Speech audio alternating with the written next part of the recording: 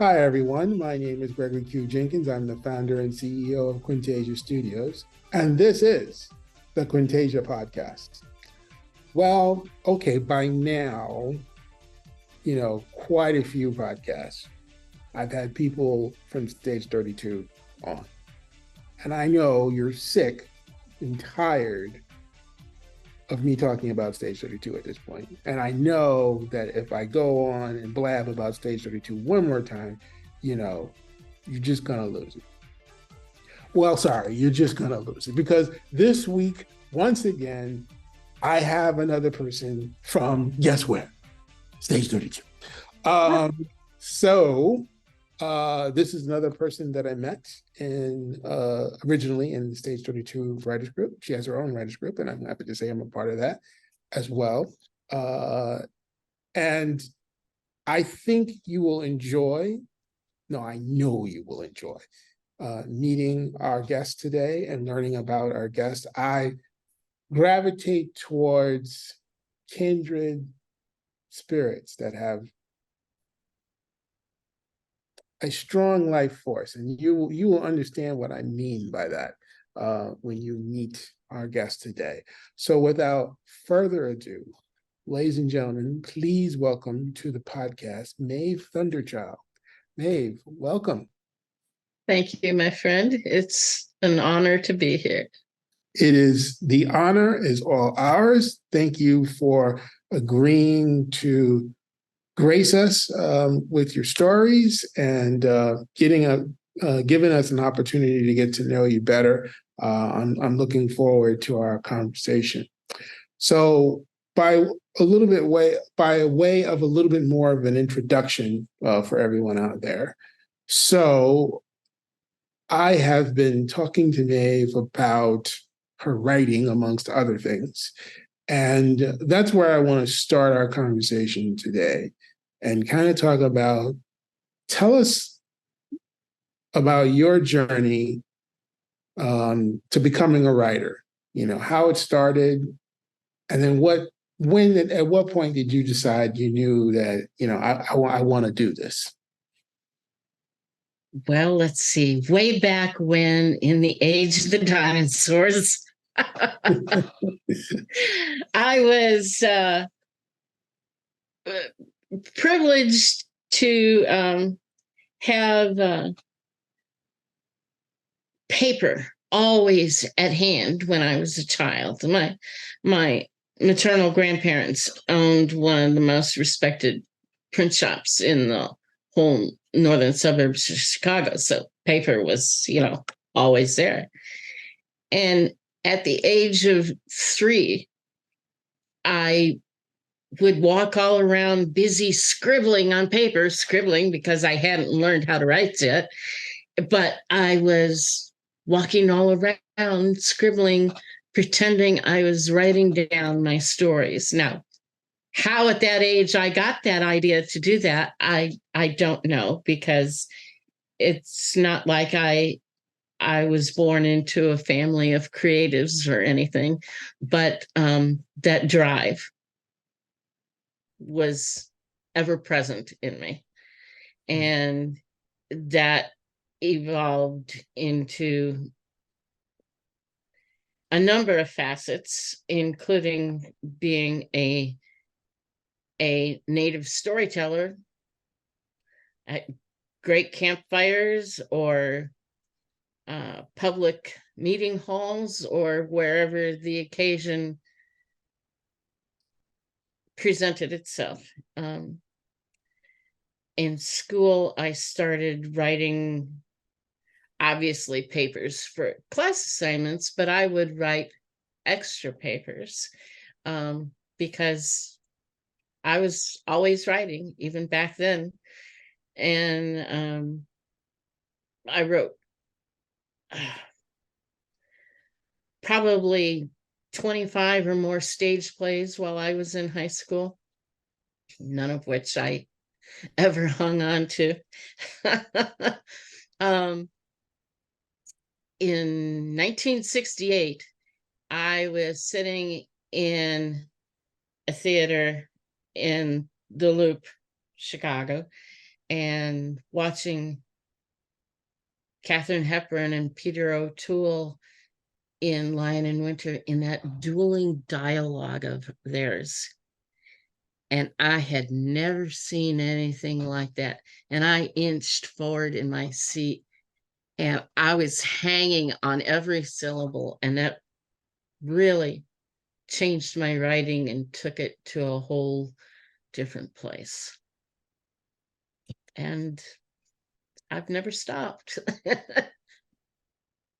That and I love the specific reference that you have of the film that you know I hate to there's a feature in Deadline called Lit, I think it's called Lit My Fuse or something like that. I hate that term, but that's what kind of came to mind. This film seems to have lit your fuse in terms of presenting to you the possibilities or of what you wanted or what could be done with writing, the direction you wanted to go with your writing. Before that, I was always focused on the storyline, the plot, makes sense, right? Yeah. But that was when it changed to being character driven. And that's really, I mean, I know that, that there's conventional wisdom, TV is character driven, movies are plot driven. But it's still, I think it's still, you got to have great characters, no matter what. If you don't, the story or plot, it doesn't matter. If your characters can't support it, can't carry it. Now, what kind of writer are you? And let me clarify what I mean. I know it's a broad question, but let me clarify what I mean with that. Because I know that there are going to be people who come across this podcast and okay, there's kind of like two ways that I write. One is like the story is fully baked and I'm ready to go and I can pretty much get it out in a very short period of time. I did an entire screenplay, maybe 2-3 weeks. And trust me, that is the shortest amount of time that I've ever done anything. Now, normally, I'm not in the Aaron Sorkin family of like he puts his average around 18 months. That's a little on the long side for me, but I'm not really because the pilot episode of the Null Hypothesis, I've been tooling around with that for a lot longer than 18 months. But that's because as I learn things, I now, there's another layer I want to incorporate in the story because I'm trying to build a story that's going to last for 13 Great how that seasons. works, right? Yes. So there's got to be a lot in there. And I want to build the kind of show that when you see it one time, you'll see some things, but when you see it the second time, you'll see things that you didn't notice the first, because now you have the context and go, oh, I didn't see that. So like every time you watch it, you still see things and notice or understand things. It's getting all those layers added to it. Exactly. And that's, fortunately, I'm allowed, because I'm making this myself, I have the time and luxury. But my point is, I'm just curious from your standpoint. When you have a story, does it, by the time you start writing it, is it pretty much a fully baked idea? Do the characters kind of just whisper in your ear and say, all right, this is what I'm going to say in this scene, and I'm going to do this. And I know that sounds crazy to people, but your characters really do talk to you. Now, you might think that's because we're off our meds, but no. The characters really do talk to. Or are you one of those Aaron Sorkin types that take forever to write a script? I can't give you a short, simple answer to that. I have you ever seen the movie The Man Who Invented Christmas? No, I don't believe I have. It's about Charles Dickens when he wrote his arguably one of his most famous stories about Christmas. Mm-hmm. And but the point of the story was all his characters talking to him, not just talking. They'd follow him around. They'd put their ideas on him over his own, etc., etc. And that's pretty much what life in my household is like. I've had characters wake me up out of a sound sleep and tell me to get back to work. I've had characters dictate whole scenes to me, whether I'm sitting in an office waiting for an appointment, whether I'm sound asleep in bed, it doesn't matter. It's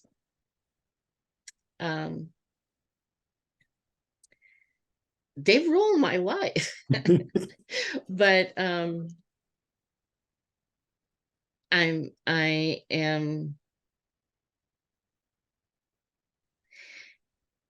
am blessed by that. I would describe it because I can't tell you how it is to hear writers or people who want to be writers, but some of them never get around to giving themselves the proper space and freedom to get to it. Yeah. You know what I mean? I do.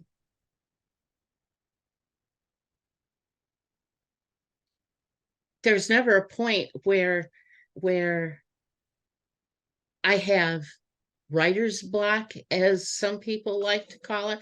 If I get temporarily stuck on something, I have learned over all those years from the dinosaur ages that it's because I need to do some research on something to have it correct in the script, because I'm a research freak and I'm a perfectionist. And if I know something's wrong, anybody in theory could know it's wrong. And I hate when I'm watching a movie or a TV show and there is something that is so blatantly and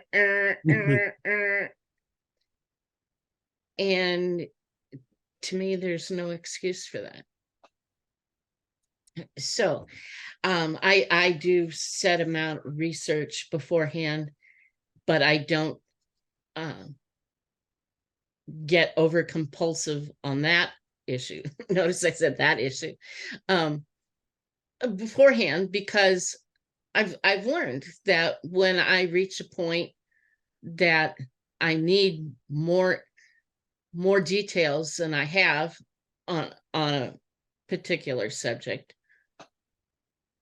everybody, meaning all my characters, are going to let me know, hey, time to step back, check that out, and then come back.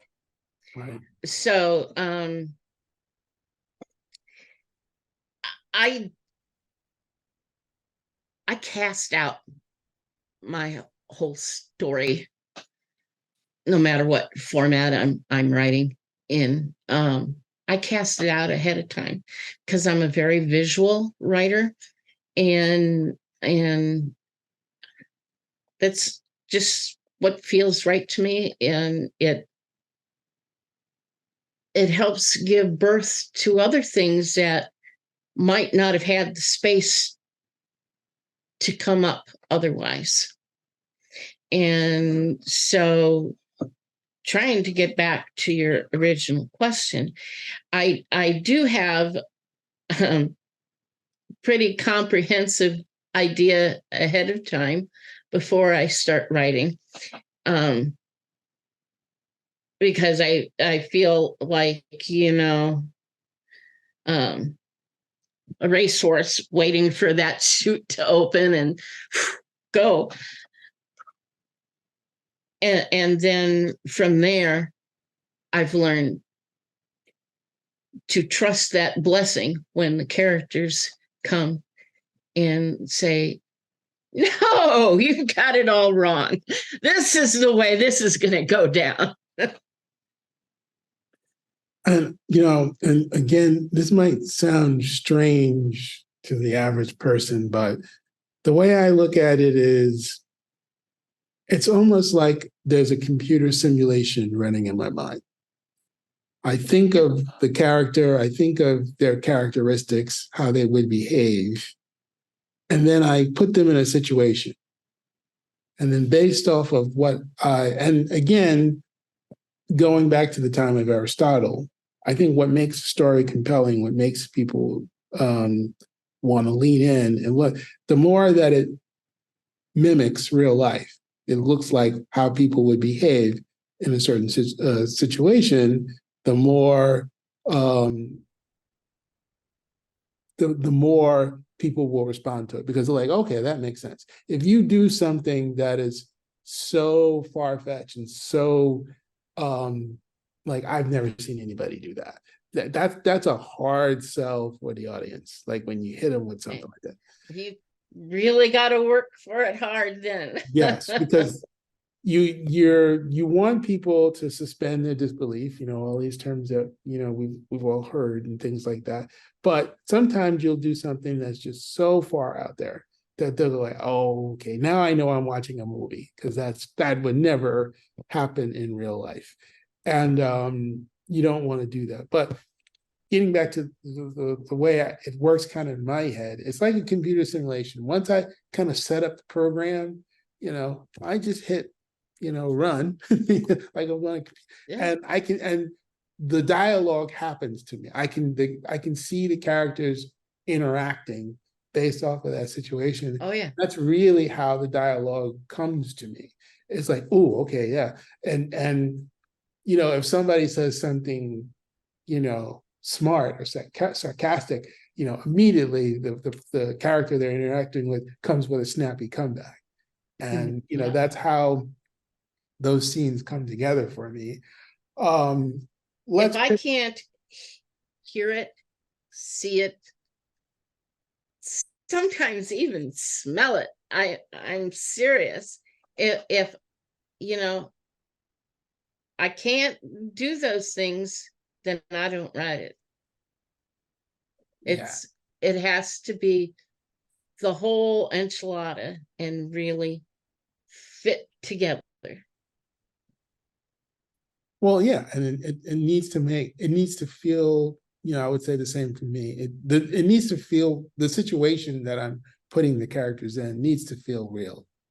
Yeah. And I won't get far. I mean, I might start a scene, but if I'm not feeling it, if the character is, that means to me, that's my brain telling the scene's not working.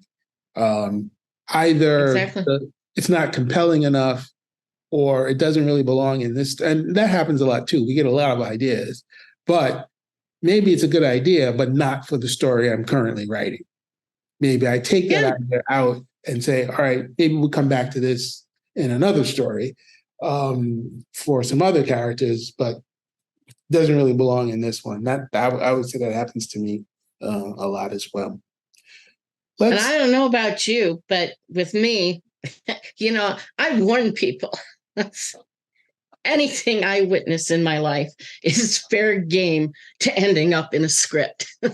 So And it may not be this script or that one or three scripts on down the road, but eventually it's going to end up in one of my scripts. I think for those who maybe you're not dating or married to a writer or a journalist, but that is the rule. Okay. If you date us, yeah, you're fair game. Now we may change the Say name. goodbye to privacy. We will change the names of the innocent, especially if you're our partner and we want to keep you. If we have to, but Yeah, because we got to keep the peace at home. But yeah, I'm sorry, that comes with the territory. So, my family has had to put up with my insanity well, they understood that I was crazy before I did. So it's not news to them. It's just kind of like, oh, you're finally admitting what we've always known. And and now I'm okay. I embrace the crazy because I like my saying, I make crazy work for me.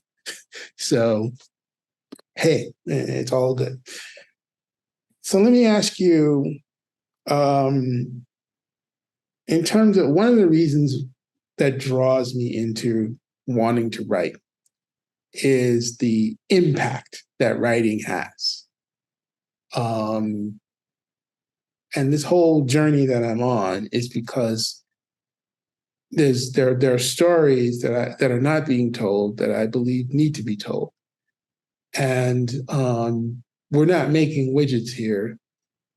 We are, at least me personally and my company, um, I'm on a mission to remind people of their better angels. That's one of our key and core principles that I've set for the company.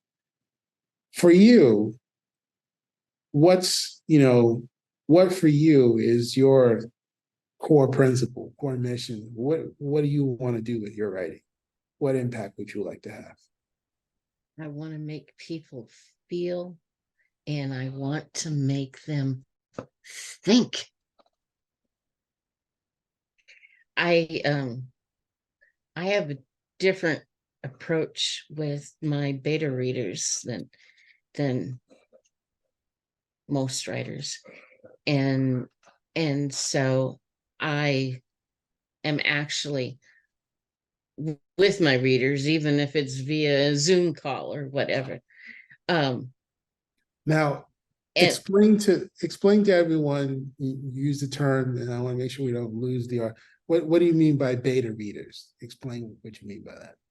beta readers are those lovely volunteers who sacrifice themselves to a writer's ploys and everything and Yeah, they're read. volunteers. Yes, they are. It's just the way life works sometimes. And they my regular readers know what they're in for ahead of time. But yeah, they are volunteers to give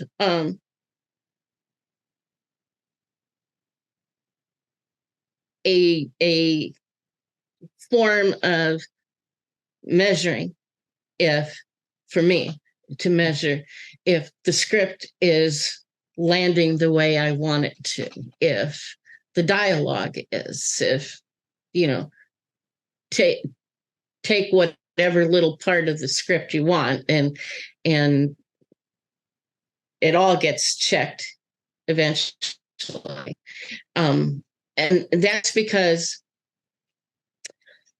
I used to have I'd give the script to a reader, the reader would go off, and maybe 2 weeks later, maybe a month or longer later, the reader would come back and have a short list of notes, and I go, this is it. Well, I forgot what I was going to say. So that was a big waste of time. I like with being able to look at my reader while they're reading or hearing the story from me reading it to them. A lot of them prefer it that way because I tend to put other languages besides English in, and they just kind of end up staring at the page, not knowing how to read something and getting stuck there at any rate. And when they hear it flow out of me, they go, okay, I'll learn what that is exactly later. But anyway, I like to be able to have eyes on them, because then I see that tear or the laugh, or they get angry at something. That tells me more than any words they can say in response how everything's going. Yeah, that totally resonates with me. The reason why I put the word volunteers in air quotes, for me, it's like all those who have the unfortunate pleasure of knowing me. They know that they could be asked to read it,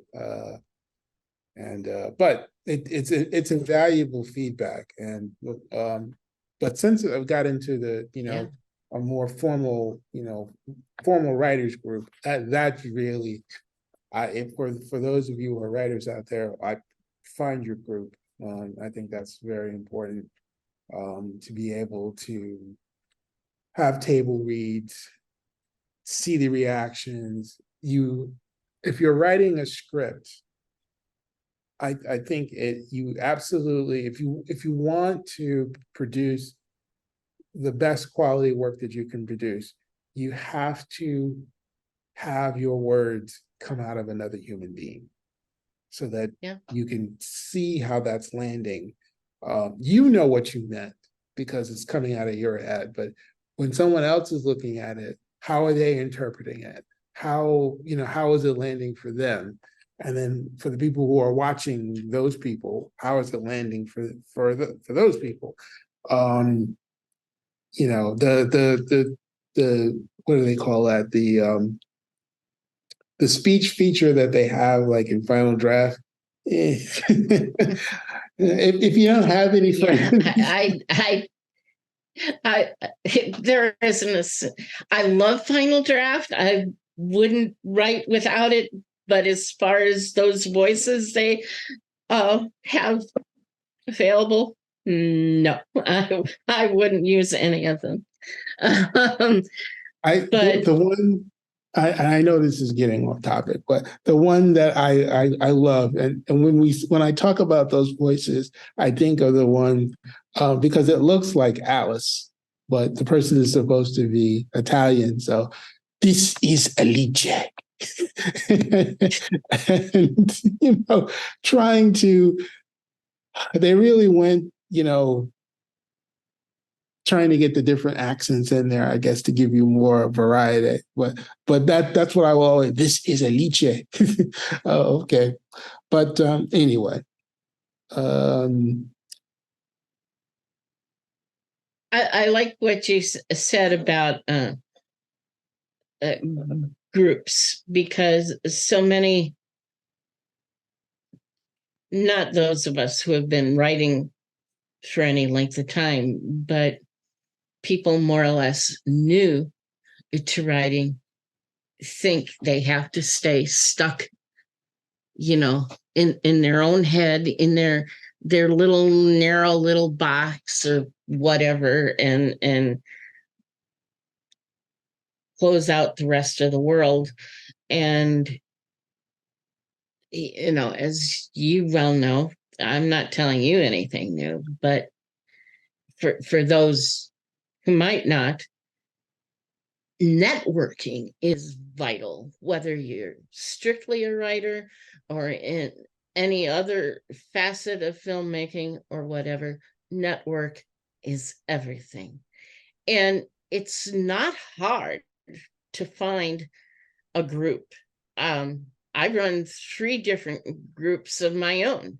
And if you can't find a group, start one. Mhm. It's that simple. You can, if you don't want to do it online, you get people that live more or less in your area and meet at a coffee house or something. There's always a way. Yeah, And it makes a huge difference. it really, really does. And when you when I look at biographies and stories of, some of the comedians that we know, and especially they came out of a similar experience. Like there's a lot of them came out of Second City, that we know. Having been around in that environment, um, you look and see how many great comedians and writers came out of Second City.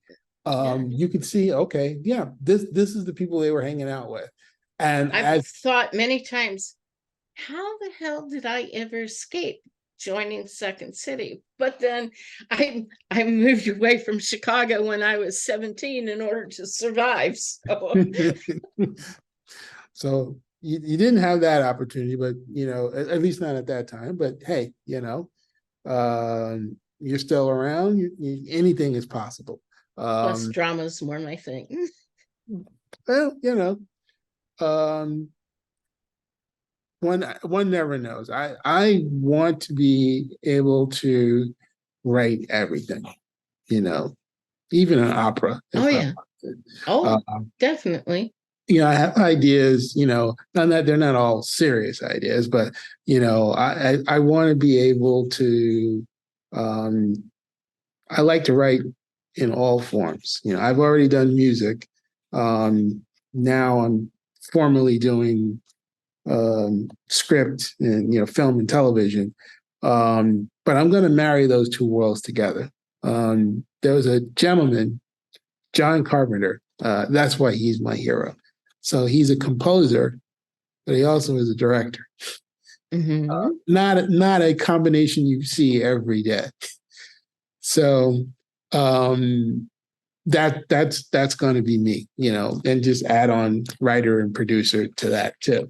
But that's a lot of work, and I'm not going to fool myself into. I mean, it's hard enough to write it, even harder to produce it. But then if I took on the additional task of, okay, let me score it as well. That's really when I'm taking my full complement of crazy pills.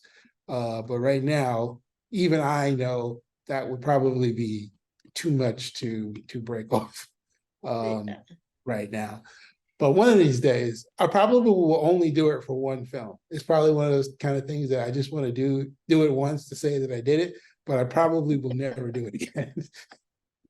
I got my musical out of my system uh, back in the early 80s. I like to think of it as my vomit script, and so that's as far as we should go with that subject. But Already. yeah, I even have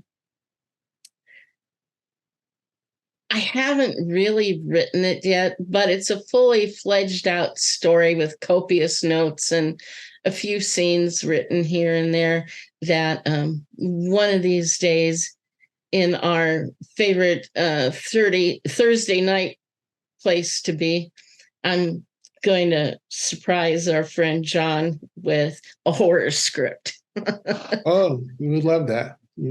Um, Now, so in thinking of this wonderful gift that we have been given. How important to you is it to have diverse voices in your story? It is everything. And why do you say that?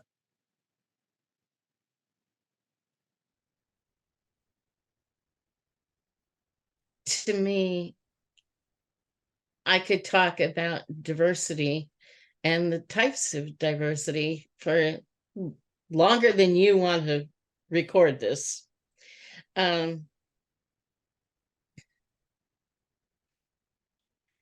Where to start in order to be succinct?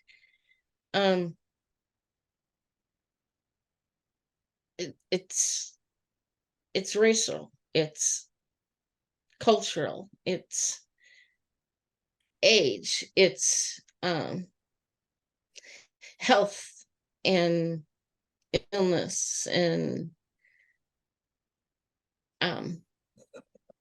what country you're from, and just about, not just about, it is any differences between people that exist.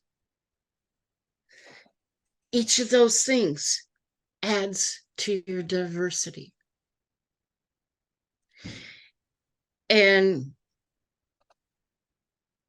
not telling other people how to write. Everybody has to follow their own way.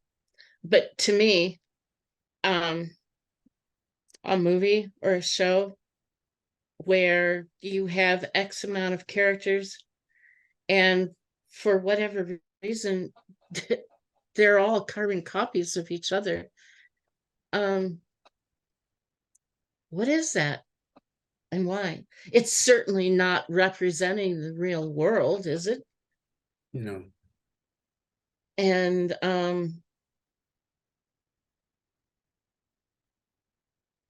to me, I can't even see an entertainment value in that, no less anything meaningful that gets to the heart or makes you think. I think for me, the more diverse characters, and like you said, I want to be clear on what I mean by diversity. It's more, it's all those things that you said. It's not just race and gender. It's socioeconomic status, education, ethnicity, nationality, all of those things that go in to make people people. And yet at the same time, okay, I really hate the mental concept of clarifying people's race. Yes, everybody from every race,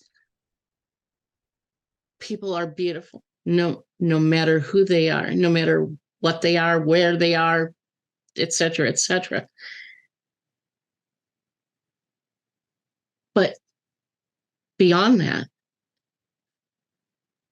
everybody's beautiful. Why do we need to get all those categories and everything into the mix? Why can't we all just come together and have this huge, giant love fest? I mean, obviously, in a story that's not going to work too well, you need conflict in a story. But as far as writing something for the effect of others who read it, who watch it, whatever, it's bringing people together, making them feel seen, respected, like they matter, because we all matter. And to your point, the way I see that is, so the way I like to write, unless I'm writing about a specific subject, is you're going to see diversity in the characters, but you're not going to hear the characters talk about diversity. It's just going to be diverse because that is the world. That is how it is. If you see a Latina who is an executive, I'm not going to make a big deal out of that because it shouldn't be a big deal. It should be normal. It shouldn't surprise Exactly. if you see a woman or, as, an astrophysicist or whatever normal confines that we have where we say, well, that's normally a male or that's normally this or that. I want to write stories, and the vision I want to show people is no, there's no constraint there. The constraint is in our heads, and it's just going to be normal to see it. It'll be there. It'll be very obvious, and it'll be very plain that I'm making a statement. But the story is not going to be about diversity per se. The story is just going to have real people, diverse people experiencing real life things and, telling a story about that. That's my approach. To me, everybody else has their own way, and that's great. For myself,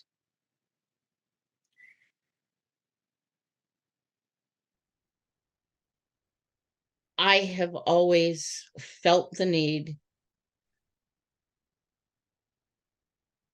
to try to offer through my scripts whatever I can to make the world a better place. I think as writers, that's our job. I think I'm not going to get off on the difference between the old Hollywood paradigm and creating a new one, but let's just say movies and TV can reach people more than any politicians, more than probably anyone else in the world other than musicians, singers. We'll put them in the same category with us. And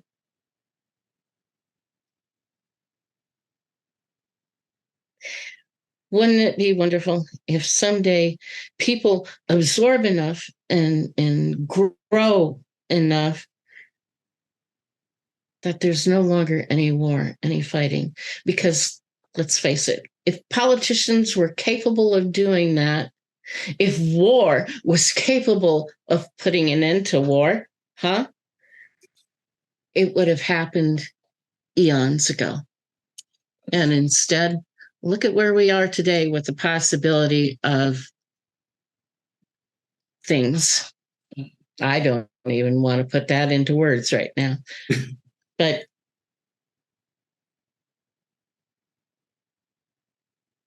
so that's my take on what I have to do. I have to have it reflected in my writing, how learning to get along with each other, learning to do good things for others, not for your own self-interest, etc., is part of the job requirement. Absolutely. Well, let me ask you this last question.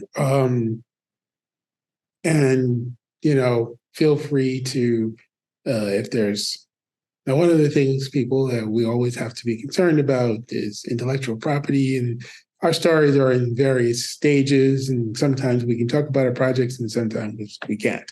So if there's nothing that comes to mind that you feel that you can talk about, no problems, I understand, but is there a story now?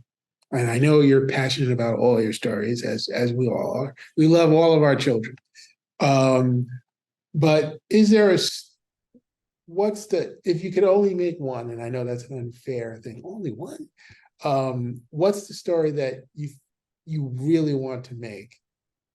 And could you tell us something about that story? Oh man, Greg. Um,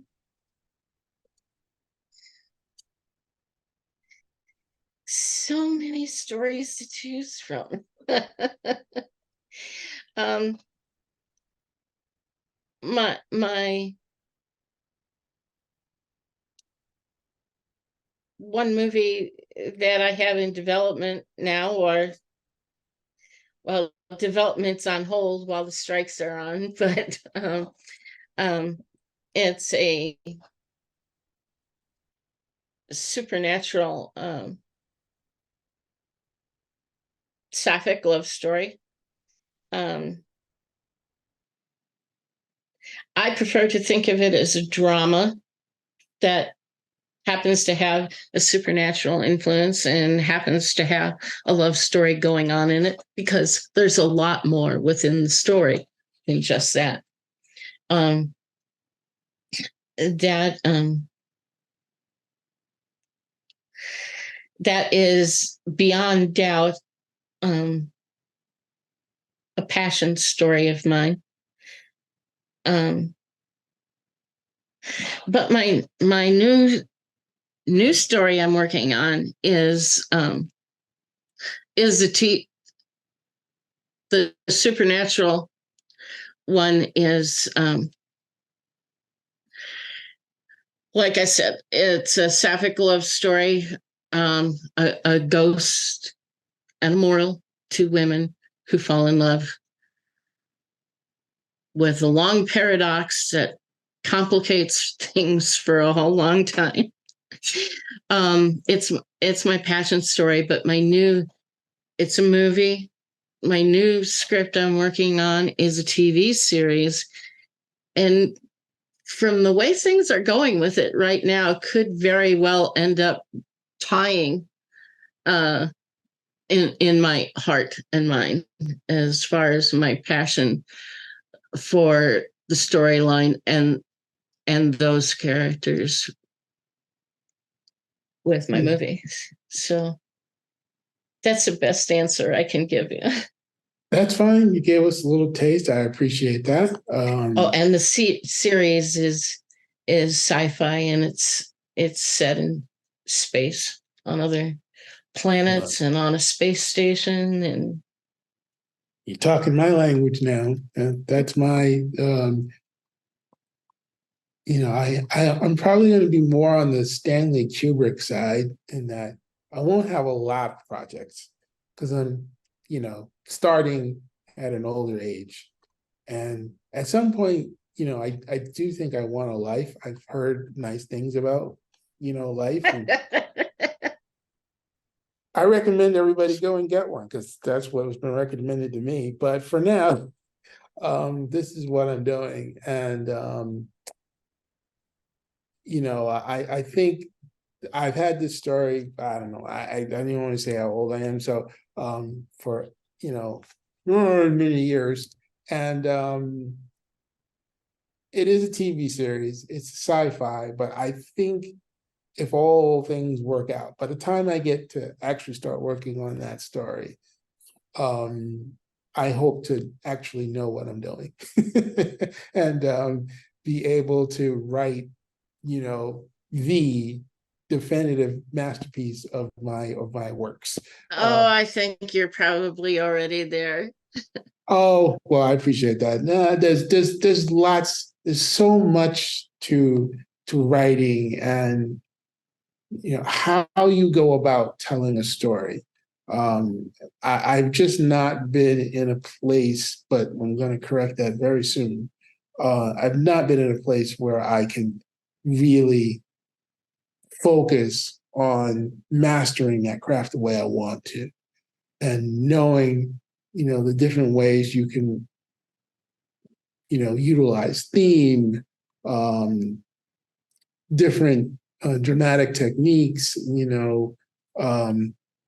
Dramatic irony is one of my favorite things to utilize as a tool, and all kinds of foreshadowing, all of this, stuff that I've learned since I was a kid, but now learning how to bring that all together and apply it consistently to achieve a goal, to achieve a mood, a setting, that's really the trick. Anybody can use that, but to really, it's kind of like,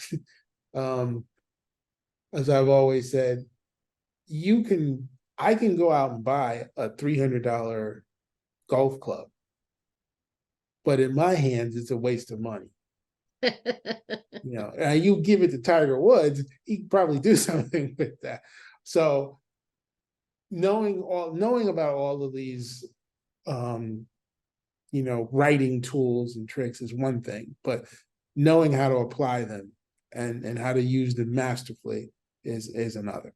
And that's the journey that I'm on, is to learn how to do that. I really want to write compelling stories. Well, folks, I'm sorry to say we are out of time, but I don't say this every day, and I hope I don't embarrass you, Maeve, when I say this, but I have had the singular pleasure in my life of meeting some individuals who really stand out to me. And I remember, Maeve, you asked me the question, well, how do you decide who do you want on the podcast? And, it's really when a person's spirit speaks to me, if that makes any sense. Well, I know it makes sense to you. It might not make sense to some people out there, but I know that makes sense to you. And trust me when I tell you, your spirit spoke to me. And I wanted to have you on the podcast and have you share your life experience, a little bit of your life experience. There's lots more to tell, folks. So maybe Maeve will come back sometime and share some more. That would be wonderful. And I thank you so much for asking me. No problem. So, ladies and gentlemen, you have been watching and/or listening the Quintasia podcast. And we have been talking with our guest today, Maeve Thunderchild. I thank you so much for giving us some of your time today. I'm going to say bye-bye for now, and I'll see you next time.